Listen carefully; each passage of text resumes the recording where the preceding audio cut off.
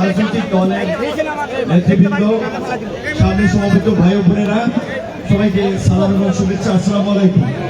একেবারে এই সময় ইফতারের খুবই সন্নিকটে এখানে বিভিন্ন রাজনৈতিক দল বিএনপি, জামাত, জাতীয় পার্টি, বিএনপি, জামাত, ইসলামী আন্দোলন, খেলাফত মজলিস, আমার মনে হয় চাঁদপুরে ক্রিয়াশীল সমস্ত রাজনৈতিক দল, সামাজিক সংগঠন, সরকারি বেসরকারি পর্যায়ের বিভিন্ন ব্যক্তিবর্গ আছেন। এর আগে কথা বলার সুযোগ পেয়েছি কিনা আমি জানি না, আমরা সবার কথা শুনতে পারলে ভালো হতো। আমাদের ভাইয়েরা আসলে একটু পথে একটু জটিলতা তৈরি হয়, মানে আরো কিছু লোকজন দেখা সাক্ষাৎ করা, এখানে আসলে লেট হয়েছে। তো এখন খুব বেশি সময় নাই, অনেকে কথা বলার সুযোগ পান নাই, মনে কষ্ট দিবেন না। আমাদের নেতৃবৃন্দ চেষ্টা করেছে একটা ভালো প্রোগ্রাম আয়োজন করতে, সকলকে একত্রিত করতে। এই রমজানের যে শিক্ষা, আমাদের মধ্যে আত্মশুদ্ধি, আমাদের মধ্যে ভ্রাতৃত্ব, আমাদের মধ্যে ক্ষমাশীল মনোভাব তৈরি করা। আজকে এই জুলাই গণ অভ্যুত্থান পরবর্তীতে আমরা একটা নতুন বাংলাদেশ বিনির্মাণের কথা বলছি। সেই নতুন বাংলাদেশ কেমন হবে তার একটা প্রতিচ্ছবি এই মঞ্চ হতে পারে, যেখানে আমাদের মত পথের চিন্তা ভিন্নতা থাকবে, কিন্তু দেশ জাতির স্বার্থে আমরা এক অভিন্ন জায়গায় অবস্থান নেব। যে এক অভিন্ন ভাবে আমরা আন্দোলন করেছিলাম জুলাইয়ের ফাঁসিবাদের বিরুদ্ধে, বিভিন্ন রাজনৈতিক দল তাদের মতাদর্শের বাইরে গিয়ে হাসিনার পতনের প্রশ্নে, আওয়ামী লীগকে উৎখাতের প্রশ্নে বন্দুক এবং কামানের নলের সামনে দাঁড়িয়েছে। তো এই যে একটা জাতীয় ঐক্য তৈরি হয়েছিল, ওই জাতীয় ঐক্যের মধ্য দিয়ে 5ই আগস্ট শেখ হাসিনার পতন হয়েছিল। 5ই আগস্ট জনতা রায় দিয়েছে আওয়ামী লীগ এদেশের রাজনীতি থেকে বাতিল। সেই বাতিল মালকে আর ফিরিয়ে আনার কেউ চেষ্টা করবেন না।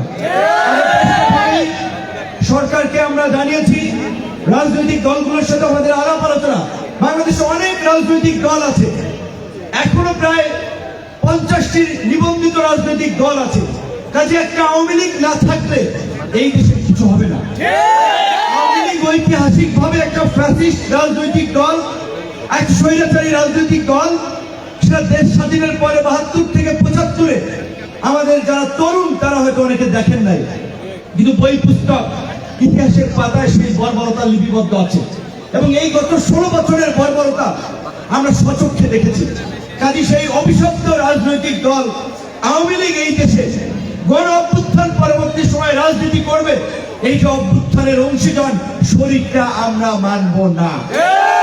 তাই এখানে বিভিন্ন রাজনৈতিক দলের নেতৃবৃন্দ যারা আছেন তাদেরকে আমরা অনুরোধ করব, আপনাদের জায়গা থেকে এইভাবেই সত্যভাবে আওয়ামী লীগকে প্রতিহত করার জন্য আমাদেরকে আওয়াজ তুলতে হবে। এবং সেই গণতন্ত্র না থাকার ফলে, মানুষের ভোটাধিকার না থাকার ফলে এই 16 বছরে ফ্যাসিবাদ জনগণের উপরে চেপে বসেছিল। সেই গণতন্ত্র, ভোটাধিকার না থাকলে আবারও নতুন কোন ফ্যাসিবাদ আমাদের উপরে চেপে বসতে পারে। সেই জায়গা থেকে স্বাভাবিকভাবেই আমরা মনে করি, আমরা যে রাষ্ট্রের সংস্কারের কথা বলছি, বাংলাদেশে একটা অবাধ, সুষ্ঠু, নিরপেক্ষ নির্বাচনের মাধ্যমে গণতন্ত্রের প্রাতিষ্ঠানিক রূপদান কিংবা গণতন্ত্রের পথে যাত্রা, এইটা রাষ্ট্র সংস্কারেরই একটা অংশ। কাজেই যত দ্রুত সম্ভব একটা নির্বাচনের মধ্যে দিয়েই এই সংকটের উত্তরণ। এবং যেহেতু এখানে বিভিন্ন রাজনৈতিক দলের ভাইয়েরা আছেন, স্বাভাবিকভাবেই 16 বছরে আপনারা নানাভাবে ক্ষতিগ্রস্ত হয়েছেন। এই চাঁদপুরে এই বালুখেকো সেলিম থেকে ভূমিদস্যু, বিভিন্ন দখলবাজ, চাঁদাবাজ, জুলুমকারী, তাদের অত্যাচারে আপনারা অতিষ্ঠ ছিলেন। কাজে আজকে মানুষ কেন আবার আমাদের মধ্যে, আমাদের বলতে আমরা সকল এই অভ্যুত্থানের অংশীজনরা বলছি, আমাদের মধ্যে ওই আওয়ামী লীগের কোন অপকর্মের আমাদের মধ্যে যেন খুঁজে না পায়, মানুষ যেন না বলতে পারে আগেই ভালো ছিলাম, এই কথাটি যেন মানুষ না বলতে পারে। আমাদের সেটি মরণ মগজে মনে রাখতে হবে। আমাদের আচরণে, আমাদের কর্মকাণ্ডে মানুষ যেন কষ্ট না পায়, মানুষ যেন ভুক্তভোগী না হয়। রাজনীতি একটা জনসেবা, রাজনীতি পয়সা কামানোর হাতিয়ার না, রাজনীতি কোনো ব্যবসা না।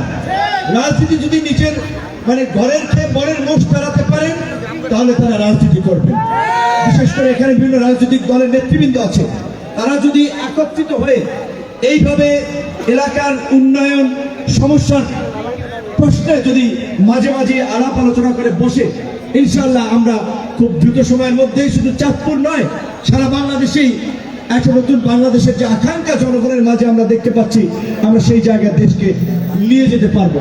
তবে একটা কথা, আমি এই জেলার নেতৃবৃন্দ মঞ্চে আছেন, অন্য জেলায় ইফতারির সুযোগ হয় নাই, 12 দিন ছিলাম দেশের বাইরে, প্রথম ঢাকার বাইরে এই চাঁদপুরে একটি প্রোগ্রামে অংশ নিচ্ছি।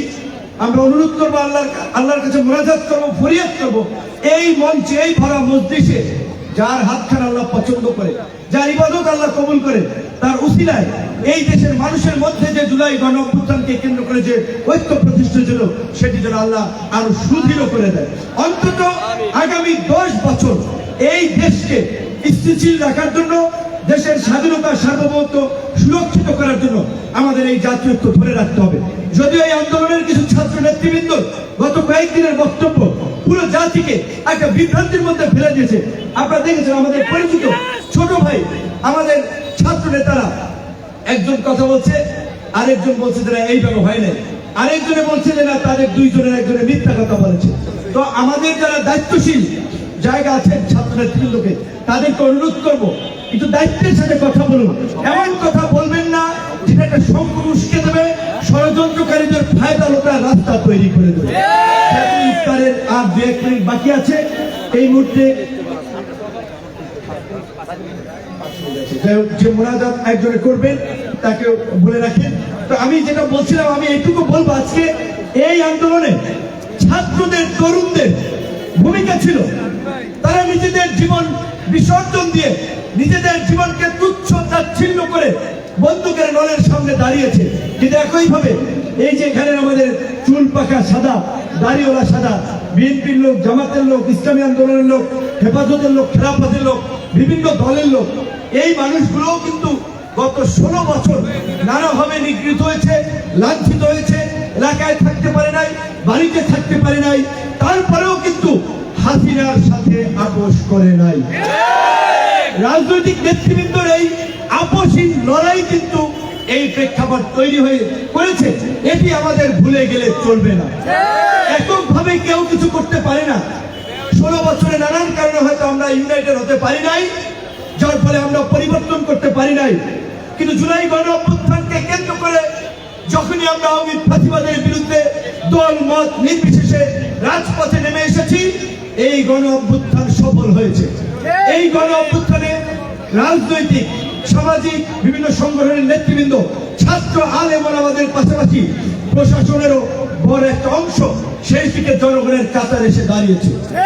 আপনারা যদি ঐতিহাসিকভাবে লক্ষ্য করেন, 71-এর মুক্তিযুদ্ধ থেকে শুরু করে 75-এর সিপাহী জনতার বিপ্লবের মধ্যে দিয়ে জিয়াউর রহমানকে মুক্ত করা, 90-এর স্বৈরাচার বিরোধী আন্দোলনে এরশাদের বিরুদ্ধে দাঁড়ানো, এবং 24-এও সেনাবাহিনী কিন্তু শেষ পর্যন্ত জনগণের কাতারে এসে দাঁড়িয়েছে। কাজেই সেনাবাহিনীকে কিংবা পুলিশকে, কোন বাহিনী, সংস্থা, প্রতিষ্ঠানকে বিতর্কিত করা যাবে না। এগুলো রাষ্ট্রীয় প্রতিষ্ঠান, আমার আপনার ভ্যাট ট্যাক্সের পয়সায় চলে। আমরা যারাই সরকার গঠন করি, রাষ্ট্র চালাই, রাষ্ট্র চালাতে এই প্রতিষ্ঠানগুলোকে আমাদের লাগবে। যারা এই প্রতিষ্ঠানকে কলঙ্কিত করেছে তাদেরকে বিচারের মুখোমুখি করা হবে, তাদের বিচার নিশ্চিতের জন্য আমরা আওয়াজ তুলব, কিন্তু প্রতিষ্ঠানগুলোর সম্মান রক্ষা করাও কিন্তু আমাদের দায়িত্ব। সবাই ভালো থাকবেন, সুস্থ থাকবেন, আল্লাহ হাফেজ। ধন্যবাদ আজকের অনুষ্ঠানের প্রধান অতিথিকে তার মূল্যবান বক্তব্য রাখার জন্য। আসলে সময় একদমই সংক্ষিপ্ত আমাদের এই পর্যায়ে। মোনাজাত আজকের অনুষ্ঠানের সভাপতি, ছাত্র জেলা গণ অধিকার পরিষদের সংগ্রামী আহ্বায়ক কাজী রাসেল সাহেব একটু শুধু সভাপতিত্বের বক্তব্য রাখবেন। বিসমিল্লাহির রহমানির রহিম। সম্মানিত সুধী, আপনাদের সকলকে গণ অধিকার পরিষদের পক্ষ থেকে শুভেচ্ছা অভিনন্দন জানাচ্ছি। আপনারা বিভিন্ন দলের সবাই, সাংবাদিক ভাই যারা আসছেন, সবাইকে ধন্যবাদ জানাচ্ছি। আল্লাহ হাফেজ। আমাদের এই বাংলাদেশকে আল্লাহ শত্রু মুক্ত করে দিয়েন আল্লাহ রব্বুল আলামিন। যেভাবে আল্লাহ ফিলিস্তিনি ভাই বোনরা যেভাবে কষ্ট পাচ্ছে আল্লাহ, সেভাবে আমাদেরকে কষ্ট দিয়েন না আল্লাহ রব্বুল আলামিন। ফিলিস্তিনের সকল ভাই বোনদেরকে আপনি কবুল আর মঞ্জুর করে দেন আল্লাহ। সকলকে আল্লাহ, সকল শত্রুদেরকে আল্লাহ আপনি ধ্বংস করে দেন আল্লাহ রব্বুল আলামিন। হুজুর সাল্লাল্লাহু আলাইহি ওয়াসাল্লামের ওসিলা করে আল্লাহ আপনি আমাদের এই সংক্ষিপ্ত বক্তব্য এবং আমাদের এই সংক্ষিপ্ত মোনাজাতকে আল্লাহ আপনি কবুল আর মঞ্জুর করে নেন আল্লাহ। রব্বানা তাকাব্বাল মিন্না إنك أنت السميع العليم وتب علينا إنك أنت التواب الرحيم سبحان ربك رب العزة عما يصفون وسلام على المرسلين الحمد لله رب العالمين